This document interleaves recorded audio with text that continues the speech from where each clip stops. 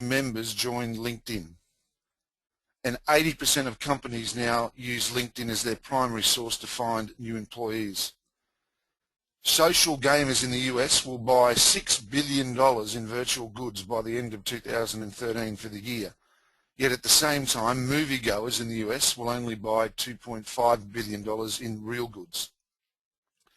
YouTube is the second largest search engine in the world, and every minute 72 hours of video is uploaded to YouTube. Wikipedia, the online sensation, if it was actually a book, would be 2,250,000 pages long. It's now quoted that the role of social media for small businesses is that your business will be still in existence in 5 years if you're using social media. When we consider years for industries to grow, and for example, the years it took to reach 50 million users, it took the radio 38 years, TV 13 years. The internet took 4 years. The iPod took 3 years to reach 50 million users. Facebook had 100 million users in 9 months. And the iPod app downloads reached 1 billion within 9 months. It is an ever-changing world. I saw some other statistics that I thought were quite interesting in the fact that Lady Gaga, Justin Bieber, Katy Perry combined have more Twitter followers than the entire populations of Germany, Turkey, South Africa, Canada, Argentina and Egypt. And the trend in Egypt is that we've now had babies born in Egypt that have been named Facebook and Twitter, and that'll do it for me, that one. There's no doubt that we've moved from a word-of-mouth world to a world-of-mouth world. And today we're very fortunate to have Neill Colledge, the head of Australian equities at Millinium Capital Managers, to talk to us around how retailing, advertising and TV are having to adjust to the impact of smartphones and tablets and what investment opportunities these changes will create. Today we have the opportunity to ask questions throughout the webinar, and that can either be by clicking on the to put your hand up, and I can notice that and I'll defer back to you for the questions, or you can just type your questions in and I'll ask them of Neill at the conclusion. We will also have 3 polls at the end of this webinar just to get some feedback from the attendees in relation to social media usage within your businesses. So without any further ado from me, I'd like to hand over to Neill Colledge, the head of Australian equities at Millinium Capital Managers. Neill, over to you. Thank you, Noel. I wanted to talk to you about phones because we tend to underestimate their impact. Of course, we've all got phones. We know that everyone else has phones and so forth. But as investors, we tend to think of phones as something which Telstra and Optus do. In fact, their impact is much, much wider than that. The first chart here shows you just how rapidly smartphones and their cousins, the tablet, have grown. The two grey and orange lines are the rise of corporate and consumer PCs. And as you can see, they've gone up fairly steadily, but in recent last 12 months they've tapered off slightly. The scarlet line is smartphones. These things are only 6 years old, yet more than 600 million of them are being sold every year. Similarly, tablets are only 4 years old and are still being aggressively picked up by users.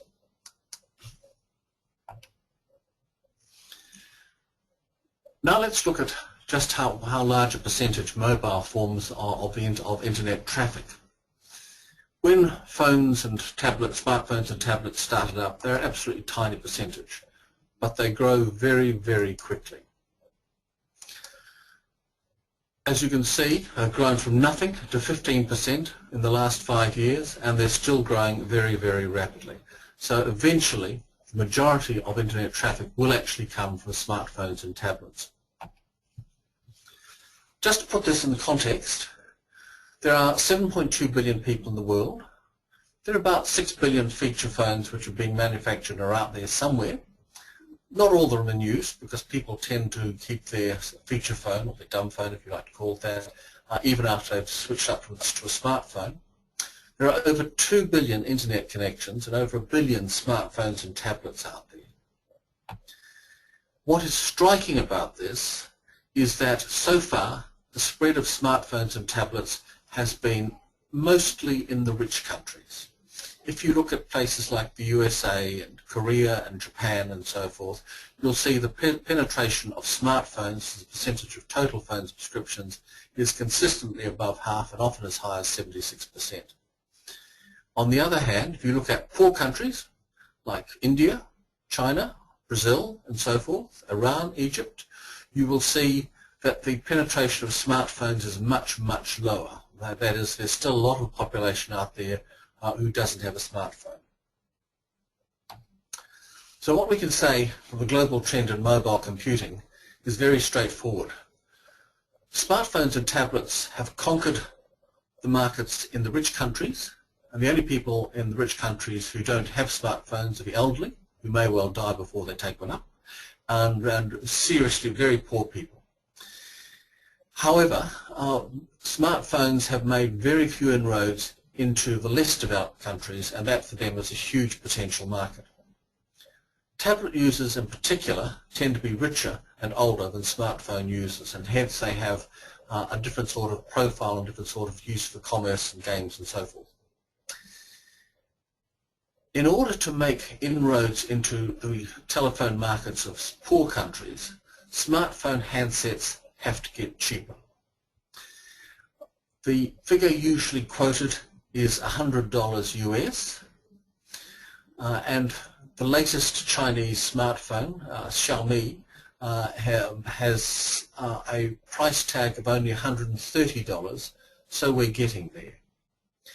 Now it's very clear why you need a very cheap smartphone in order to penetrate poor markets, because in the US with per capita income of $51,000 per year, virtually anyone can afford a smartphone if they wanted. In China, per capita GDP is a tenth of that, $6,000 per year. Not many people can afford a $600 iPhone or tablet. On the subject of China, this is the world's largest internet market, and it will also become the world's largest smartphone market. At present, there are nearly 600 million internet users, still only 44% of the Chinese population, and the average user is spending over 20 hours a week online, and half of that is by using his phone. Now the smartphone base is much, much smaller than that. It's less than half the number of internet users, but it's rising very rapidly. China accounts for 20% of the world's smartphone shipments each year. A third of the Chinese market is Apple, two-thirds Android. The Android side of the market is very, very fragmented. Samsung, which is the dominant Android producer and seller in most of the world, has only 15% of the market here. Little local producer called Xiaomi, which until 3 years ago didn't make smartphones, has 6%, and none of the rest, including giants such as Huawei, Lenovo, ZTE, have more than 3%. In total, they have split 44% of the market between them. So what we can take from this is that as the Chinese market for smartphone grows, they'll produce more and more smartphones, and in 5 years' time, it's a pretty safe bet that your smartphone will be manufactured in China. Not, however, the software on that smartphone.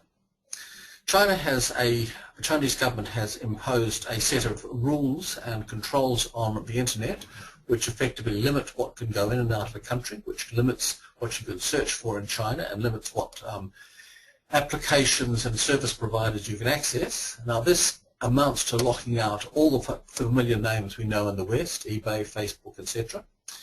But a parallel universe of Chinese providers of very, very similar services has sprung up.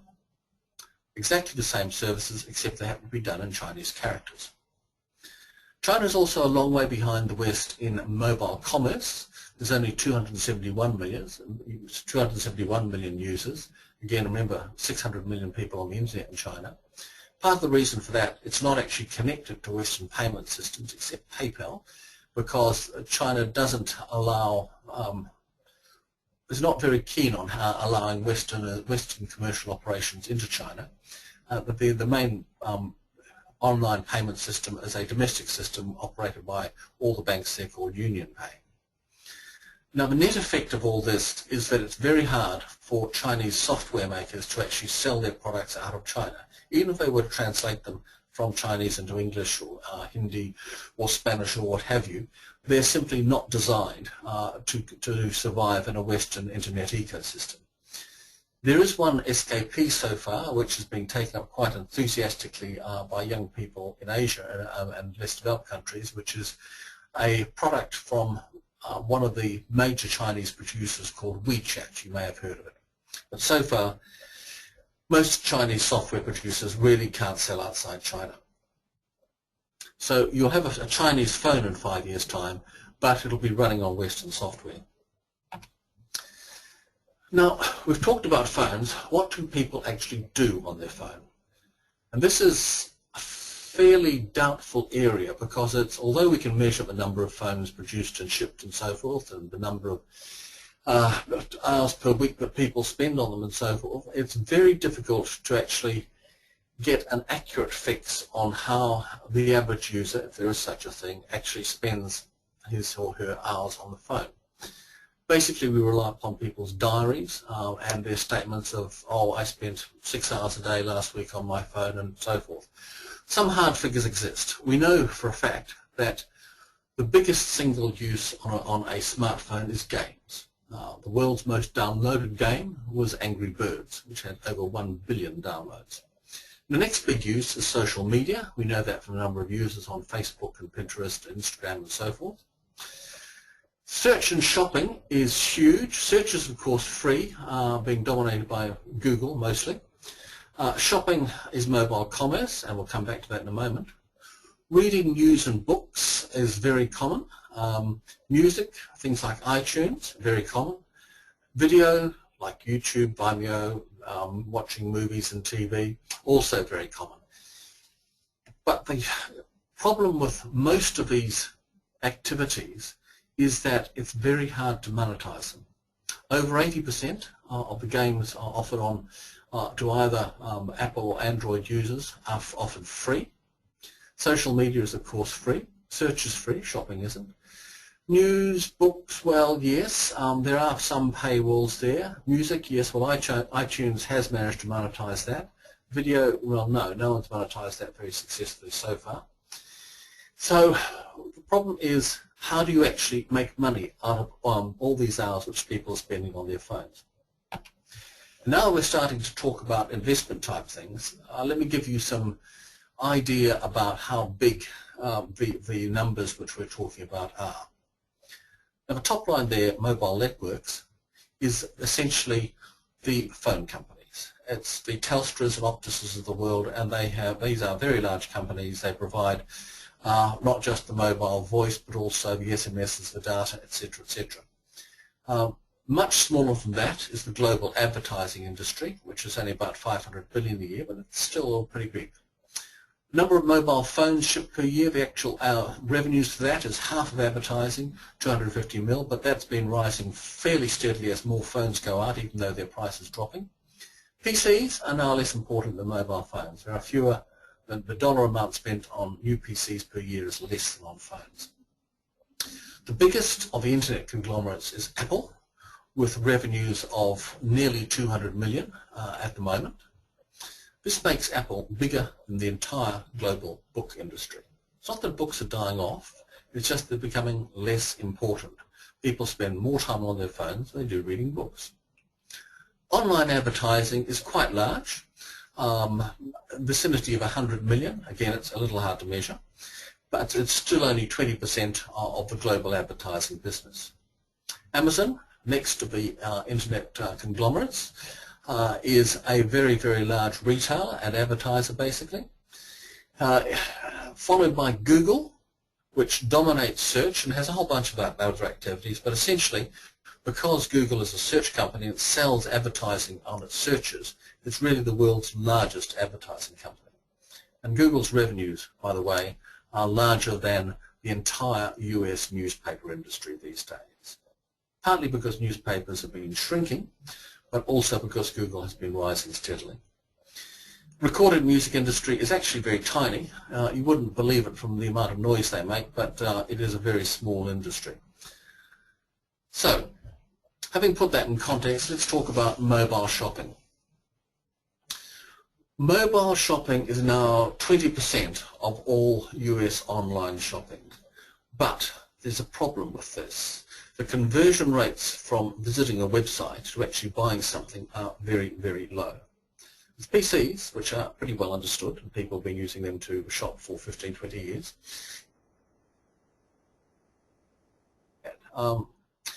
But if you go down to tablets, it drops away again sharply. And if you go down to smartphones, less than 1% of smartphone visits to a website actually turn into a purchase. So obviously smartphones aren't being used for purchases, or the websites aren't very good at capturing the purchase. Some people claim that the phones are actually being used not to buy stuff, but to gain information, such as checking prices and seeing what the product range is, and if the local store, where the local store is, and if it's got what you want in stock. This I don't think is true. Most retail offers don't seem to be optimized yet for mobile. If you go to most internet websites with things which are optimized for PCs, they're not great, but they're usually okay at selling you stuff. They're not wonderful. There are some startling exceptions. Amazon is very, very good indeed. There are some US department stores who now get 15% of their revenues from online commerce. When, however, you go the next step down to mobile shopping, it gets harder. Mostly because the screen is much, much smaller. Also because you're not sitting at the end of a broadband cable here. You're sitting at the end of a wireless connection which is much narrower and probably more erratic as well. Now, a very recent survey, only 3 months ago, of 2,000 US adults who are using mobile phones, 2/3 had tried to make a purchase using their mobiles. Half of those gave up because checkout took so long, and a quarter of them thought that they'd made a purchase, but found out later it didn't go through. So this suggests to me very strongly what my own personal experience is, that trying to buy things on a phone is actually fairly difficult. And it's not because your phone's not working, it's because the retailers haven't really understood how to do this. If you think back 20 years, it did take 5 or 6 years before retailers worked out how to sell things online. So the most charitable thing we can say about mobile commerce is there's a lot of upside here, a lot of room for improvement. That said, there have been huge winners so far. We mentioned Apple. For a while, the world's largest company. It accounts for more than half of these industry profits from the smartphone industry. The other half goes to Samsung, which used to be Apple's principal contractor. The rest of the mobile phone industry makes nothing, or it loses money. The big winner is Google, because it dominates search, and search is big on mobiles, but we're not quite sure what the long-run value of mobile search is. Facebook is a startling recent winner because, if you recall, started a decade ago, and it was entirely PC-based, and it really was rather late to the mobile party. In the last quarter, its mobile advertising revenue is now running at $2.5 billion an annual rate, and they also have in development an app called Facebook for every phone, which is intended to bring smartphone features to ordinary dumb phones. Since this is a proprietary app, which will basically use Facebook as a portal, then this could be a very, very profitable upside for Facebook. Just showing you how successful Facebook has been. The scarlet line here on the bottom is Amazon, which has been rising very successfully. Don't get me wrong, it's a very successful company, and most Australian companies would kill for growth rates like this. But it has been beaten not only by Apple and by the rise in the number of Apple and Android users, which are the orange and grey lines, but particularly by the green line, number of people who use Facebook on mobile. This has been an absolute standout for over the last 3 years, from a modest base to a position where more than half of Facebook users are actually using it on mobile. So to take the example of Facebook, I cite to show that mobile success can be done, but it will probably require a lot of effort. There have, of course, been other winners in mobile phones. Obviously, the people who resell mobile phone services, Telstra, INS, and so forth. And for them, this has been a very good business model, even though as mobile phone resellers in developed worlds, they don't get much of an increase in subscriber numbers, but they do get an increase in the value add every year. Voice calls are really the bread and butter of this business. People do need to use their phones to actually have voice conversations, so that provides the base of the annual cash flow. Data, video, and other add-on services are the things which are growing. For example, the latest figures for the US mobile phone industry was it was actually flat in terms of subscriber numbers, but data revenues grew by 14% year on year. There are other winners in amongst the retailers, not very many, who have developed successful ways of interacting with their customers on mobile. There will be many winners in the broader spread of industry, of those who have mobile operations, whether it's delivery trucks or long-distance transport or independent service or anything like that. This means you can gather data and track operations. However, from an investment point of view, there will be many losers. Mobile is definitely a disruptive technology. So, what else could mobiles do? Certainly they could do better retailing, as we've discussed. They can tell consumers whether the product they want is actually in stock. Some US retailers have already arranged for in-store pickup, that is, you can buy it online and then go down to the nearest store and actually pick it up, as opposed to waiting to have it posted out to you. It can provide after-sales service, etc., etc. But that better retailing is not usually accomplished by simply changing the mobile interface. What you need is to change the underlying inventory management system, and that is time-consuming and difficult and costs money. Obviously, mobiles are very, very good at location-based services, but we have yet to find anything which people are prepared to pay in order to know where other people or other things are. Obviously, every phone has to declare its location to the nearest cell tower and so forth. So, if your phone is on, the phone company knows where it is. The trouble is that it's quite hard to A, get over the privacy issues of selling that location, and B, find something people actually want to pay for. One of the standouts of location-based services is an item of technology which is over 100 years old and has actually lagged very badly behind in the mobile race, which is your car. Eventually, you will have a mobile standard in your car, which will provide not just navigation, but also enable you to change your journey to work according to traffic conditions, because it'll report on that for you. It'll do simple things like providing presets for your favorite radio stations and seat positions. It'll transmit service data to your garage and tell you when it needs to go in for service and if there's any problems. And critically, it'll be able to tell you where your car is when it has been stolen, possibly even giving you a camera and showing you what's happening. An equally important area is healthcare, and this is not suggesting that your mobile phone is going to become some sort of heart monitor or something like that, but the fact that you have this easily transmitting device sitting in almost every home means that you can have a specialized monitor for heart or blood pressure or blood sugar or any disease you have sitting there, and rather than having that particular device having to transmit data to the hospital, it just sends it to the phone, and the phone transmits it to the hospital. So healthcare will eventually be very, very large for mobiles. Second screen is the name which people give to watching TV and at the same time tweeting on your phone.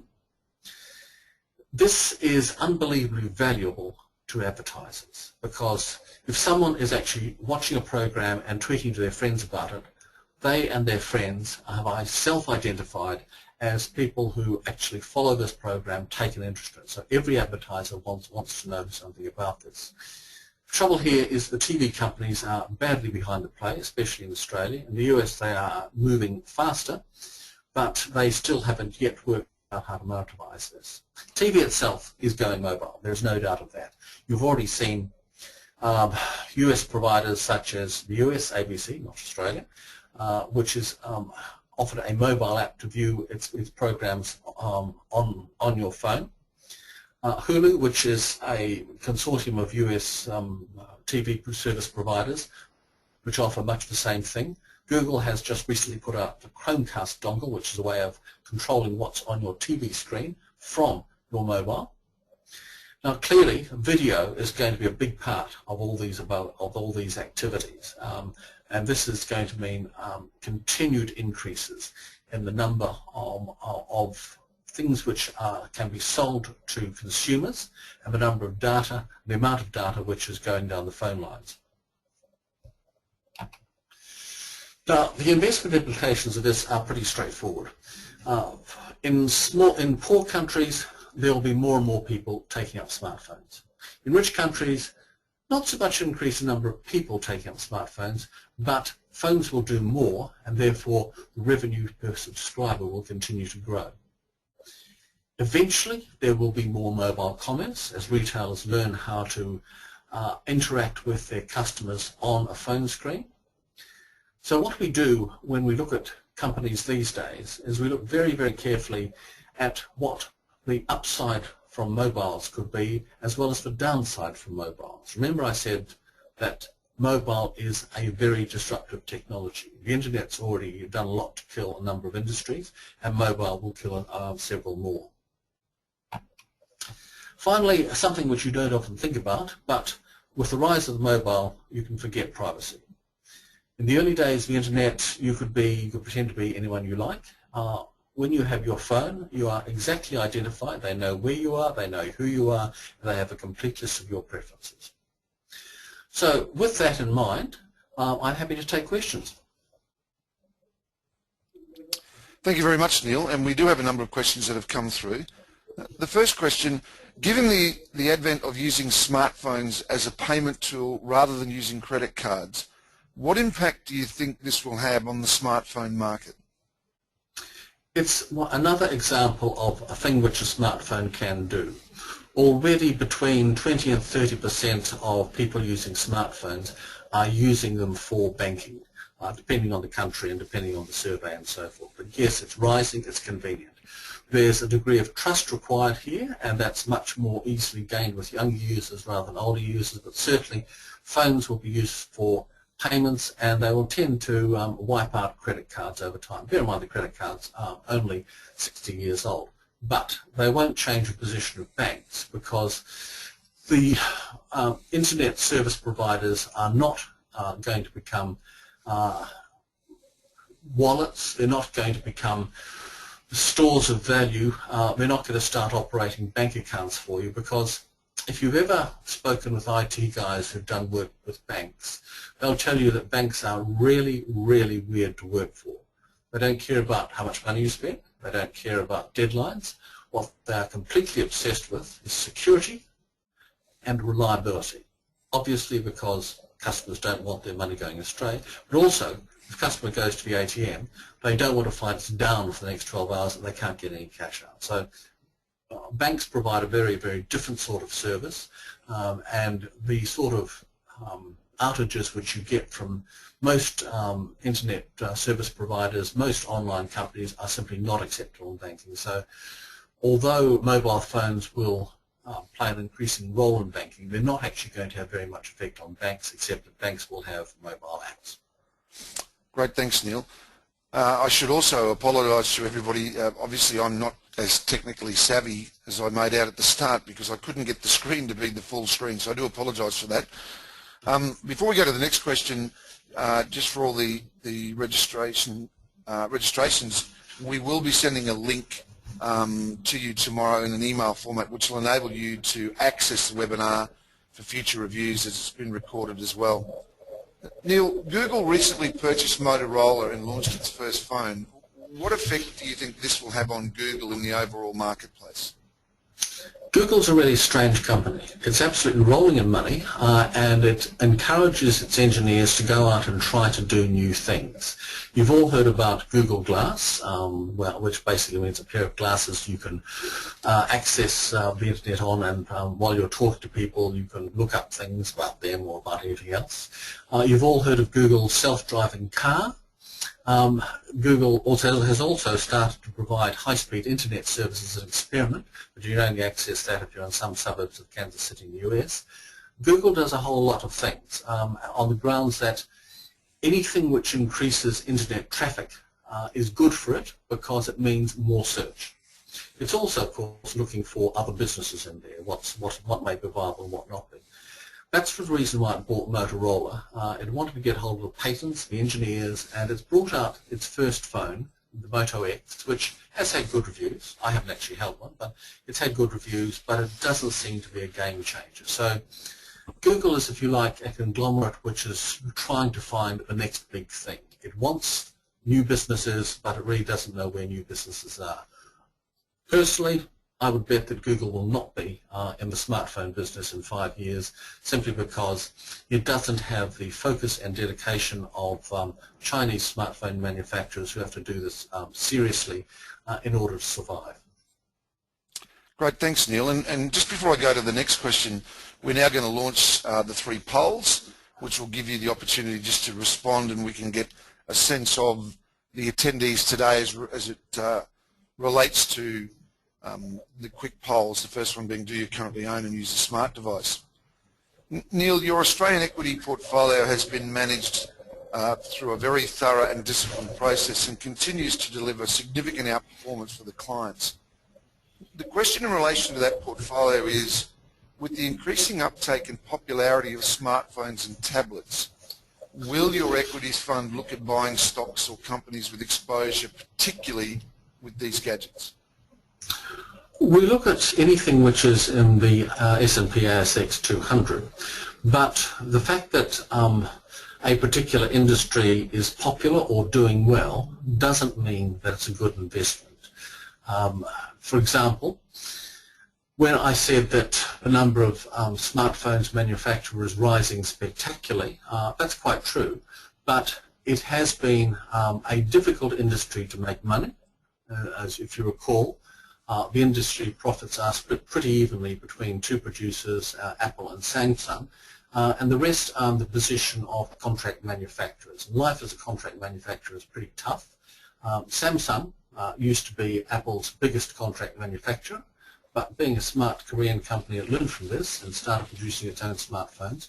So Apple's largest contract manufacturer these days is a Chinese-Taiwanese company called Foxconn, which was in the news last year for its factory in southern China, which was so popular with the workers that they were killing themselves on a regular basis. So no, we're not about to rush into smartphones simply because it's an exciting area. We continue to apply our usual fairly rigorous investment criteria. Thanks, Neill. Next question is, although you don't invest in smartphone and tablet companies, given that there are only a handful of companies in the world that produce the chips, etc., that the smartphones run from, and this is obviously only going to grow exponentially, what about investing in those companies? Well, that sort of company is the things like Foxconn, which I've just mentioned, and if you look at the history of manufacturing, it starts out in the US when it's high value. You go right back to the 1960s with the first silicon chips, which were all made in the US. And then in the 70s and 80s, they migrated to Southeast Asia, places like Malaysia and so forth. And since then, you've seen all the other high-tech things start in rich countries, particularly the US, but they move to poorer countries where the labor costs and the whole operational costs are cheaper. So in general, if you invest in that sort of business which is heading towards commoditization, you are making a bet on a horse which is running slower and slower. Sounds like the ones I've backed on the weekend. Neill, in relation to You've spoken today about the way technology has changed not only the way people work, but the way we view things and the way we get information. How have things changed for you in the way you've managed your portfolio today compared to 5 years ago? Well, the advent of not just computing in general, but mobile computing in particular, has been a huge labour-saving device for us. When I ran a $10 billion portfolio a decade ago, I had 12 analysts. These days, I have one. Most of the heavy lifting is done by screening companies for the characteristics which we want and which we don't want. And that really doesn't require a lot of people. It requires some programming skills, but these days, most of the investment data you want is out there somewhere. You just have to find it. So for us, mobile computing is very, very positive because it's a great labour saver and enables us to scale up our activities. Thanks, Neil. Now, we've got two questions that have just come in. The first one from Reed is, in relation to your portfolio and where you see investment opportunities going forward, can you just discuss briefly where you see the investment opportunities for your Australian equity portfolio as we sit now in the market? This is a very easy question to answer because it is completely binary in terms of where economies are going. Australia is slowing down thanks to the end of the mining boom, which is not going to come to a screeching halt or anything like that. It's just that falling commodity prices are going to mean less mining capex, less value of exports to China and so forth. And that's not driven by us, that's driven by the eventual slowdown of China, which we've talked about in the past. So there's no doubt that Australia is slowing down, and over the next couple of years will almost certainly record its first recession since 1992. In the US, on the other hand, the economy is picking up after a difficult recovery from the GFC, a number of false starts and so forth. We can confidently say at present that the US economy is not performing well, but it's performing better than it was. So what we see in our investment selections is that companies which have operations in the US have much better earnings forecasts, much better cash flow prospects than companies in Australia in general. This is not absolutely for every single company, but simply because the economic outlook for the US is positive and the economic outlook for Australia is negative, we don't choose companies on that basis, but it flows through to the forecasts for individual companies, so we find ourselves owning more companies which have US operations. Something like 40% of the portfolio has exposure to the US at the moment. So that is the big, really striking thing, and I can only repeat to all investors what I've done myself, what I've said before. It is always a good time to go out and buy US dollar ETFs, whether they happen to be in the S&P 500 or another index, because you are going to do better in the US than in Australia over the next 5 years. Okay, Neil, the next question is from Declan, and that is, what are your thoughts on Apple accessing emerging markets and maintaining its high profit margins, given that consumers will not pay as much for mobile devices? Yeah, this is a question which has been heavily debated in the tech investment markets. Apple has been criticized for not putting out a cheap smartphone. There have been persistent rumors that yes, they're going to announce one soon, and there's a rumor like that around right now, but it comes back to this problem that most people in poor countries cannot afford a $600 smartphone. So then that is really why Android is taking market share, because not that Google is producing these things, but Android, as you know, is open source software system, and any manufacturer who cares to hire the programmers and the engineers can produce an Android phone, and this is exactly what is happening in China at present. If you recall the figures I gave you on the Chinese market, 65% of phones there are Android, and that percentage is rising steadily, but no one has any dominance. The largest is Samsung, but there are dozens of producers out there. And this is very, very healthy for change in technology, and it's very, very good for consumers. It means prices are dropping steadily. But it is going to mean that unless Apple produces a competitor there, it's going to become, if you like, another BlackBerry, perhaps, but certainly not necessarily a BlackBerry, perhaps something like a Daimler-Benz, something which is sold only to rich people. Thank you, Neil. Just in relation to Facebook, Facebook now, if it was a country, would be the third largest country, and estimated in 10 years, 40% of the Fortune 500 companies won't be here.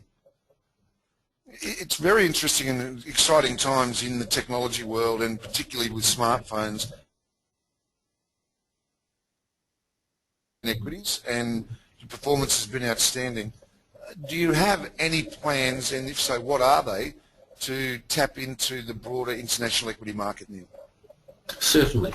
We have for some time been planning to bring to market a quantitative fund which focuses on the S&P 500 in the US, because not only are these the largest companies in the world, but also we think the US is going to do significantly better than Australia over the next few years, and we hope to be able to announce that formally in the next couple of months. We are also thinking of other products elsewhere as well, but we would hope to bring to you an S&P 500 fund very soon. Great, thank you, Neil. Now, as we bring the webinar to a close, I thought it'd be interesting just to give you an update on some of the feedback from the polls. The first one is, what is the primary use of the smart device? And overwhelmingly, the respondents said that they use the smart device for both business and personal. So it's an ever-increasing business tool as well. The second poll was, what's your favourite smart device platform? And it's split 50-50 between Apple and Android. So there's some diversity in that sense. And in relation to the primary, or do I own a smart device? 100% of the people today own a smartphone. So it's certainly something that's affecting everything that we do. And the team at Millinium Capital Managers are very proud of their pedigree in their investment offerings, and certainly from Neil's perspective as the head of Australian equities, and he's growing his team, and Marcel von Pfeiffer has just joined the team, and those that have been to previous webinars would be aware of that. Their Australian equity fund continues to outperform the index and deliver consistently first quartile returns for their clients. This is a series of webinars, and as we said, it has been recorded and will be available to you to go back over and get some more of that information if you want to do so. On behalf of Millinium Capital Managers, thank you for coming along today. This will be posted up on LinkedIn, and I'm sure for those that are IT savvy, it won't be me posting it, so it'll make sure it works properly for you. We do thank you for coming along, and we look forward to you joining in the next webinar, which will be in a month's time. Thanks very much, and good afternoon.